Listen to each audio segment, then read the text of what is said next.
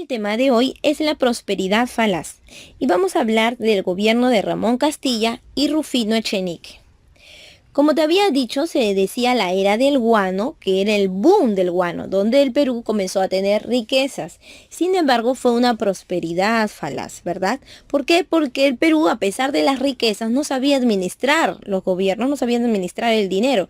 Y más bien, esa prosperidad fue corta y duró poco tiempo. Por lo tanto, es una prosperidad falaz, una prosperidad falsa. Además, que no llegó a todos los peruanos, solamente a la gente criolla.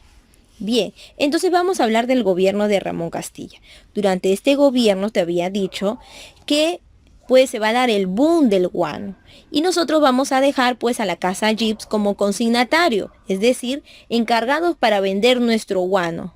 Ya, ellos iban a ir al extranjero, iban a llevarse el guano, ¿no? Se iban a llevar el guano y además iban a poner los barcos, ¿no? Se contrató a los chinos culíes para trabajar. Recuerda que chinos culíes significa chinos colonos, para trabajar, extraer el guano, ¿no? Y ellos lo iban a llevar, ¿no? Lo iban a llevar al extranjero. ¿Quién quiere guano? Ya yo quiero, ¿no? Ya listo. Entonces iban a traer el dinero y lo iban a repartir aquí con el gobierno. Entonces, por hacer ese traspaso, porque ellos vayan y vendan nuestro guano, ellos ganaban una comisión. ¿Cuánto era la comisión? Pues el 6%, ¿verdad? Y que era mucho dinero, recuerdas, ¿verdad?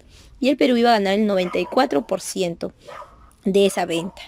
Por otro lado, ¿qué hizo Ramón Castilla? Si bien es cierto, se logró pagar parte de la deuda externa, finalmente la deuda externa seguía creciendo, porque también a la casa Gibbs, pues le pedíamos por adelantado, oye, préstame dinero, pero ya te presté por la venta del guano o por comercializar el guano. No, sigue dándome, necesito, tengo que pagar, tengo que hacer crecer la burocracia, más trabajadores, más instituciones, hay que pagarles. Entonces el dinero se iba despilfarrando y poco se utilizó para las obras a favor de la comunidad.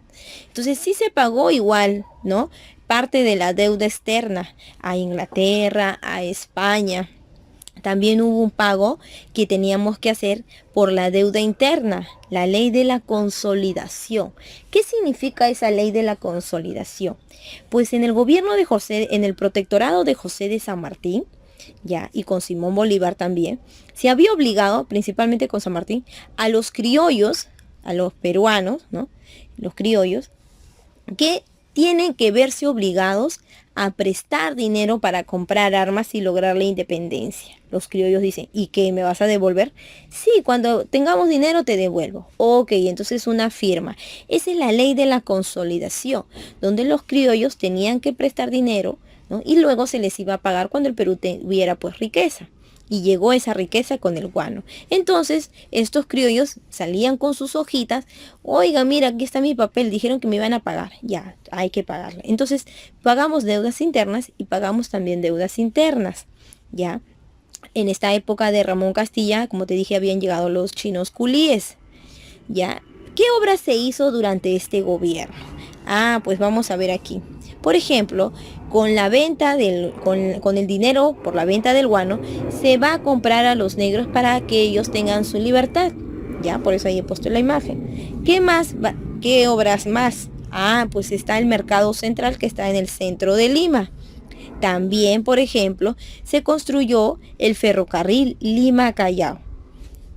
Siguiente, se va a adquirir embarcaciones, buques, fragatas. Por ejemplo, encontramos aquí el buque a vapor Rima, el fragata Mercedes, uno de ellos. También se dio un sistema de correo. También se trajo el telar mecánico. Se fabrica aquí el papel también. ¿Ya? O sea, no solamente traíamos, sino también se empezó a fabricar aquí. Entonces, esto es un panorama del gobierno de Ramón Castilla. Ahora Ramón Castilla quiere seguir en el poder, pero no puede, pues su gobierno ya acaba. Ah, entonces puedo poner a un representante mío, no, tampoco puedo. Bueno, pero una amistad, ¿no? Alguien que yo lo conozco y así después cuando él termine su mandato yo vuelvo a entrar, ¿no? Entonces, ¿a quién puso? Primero hay que tomar en cuenta que Ramón Castilla inicia su gobierno en 1845, ¿sí? Y finaliza en 1851. Viene ahora Rufino Echenique. Y Rufino Echenique, hay que tomar en cuenta también algo muy importante, estudiantes. Durante el gobierno de Ramón Castilla, durante el gobierno de Ramón Castilla, también, ¿no? O sea, se busca modernizar Lima, sí, se busca mejorar, adquirir, claro, armamentos, como te dije, o fragatas, ¿no? También se comienza a vender salitre, ya, pero ahí todavía el salitre no era tan pues resaltante, ya, no era tan resaltante. Y además también un dato muy importante que incluso te mencioné en la clase anterior, es que nosotros, la casa Gibbs es una casa inglesa, una empresa inglesa, ¿verdad? Y cuando nosotros comenzamos a endeudarnos bastante y a pedir adelantado dinero, ¿no? Como préstame, ya después me pagas de lo que extraigas ahí el guano. Entonces, estudiantes, nos volvimos a endeudar cada vez más. Entonces, aparece después más adelante una casa, la casa Dreyfus, ya la casa Dreyfus, ya no en el gobierno de Ramón Castilla había acabado su gobierno, pero igual te quiero hacer recordar esto.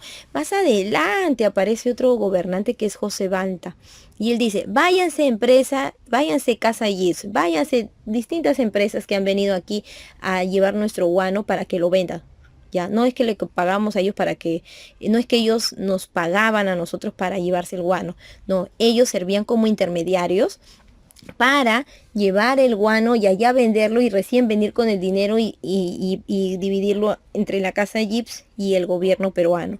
Ya, entonces vino una casa, la casa Dreyfus, una casa francesa que dijo, yo te pago toda tu deuda, ¿no? Pero dame a mí solamente el guano. Y ahí es donde José Balta, el gobernante peruano, dice, ¿sabes qué, casa Gibbs? Chao. Y muchos empresarios, ¿no? Ingleses se molestaron.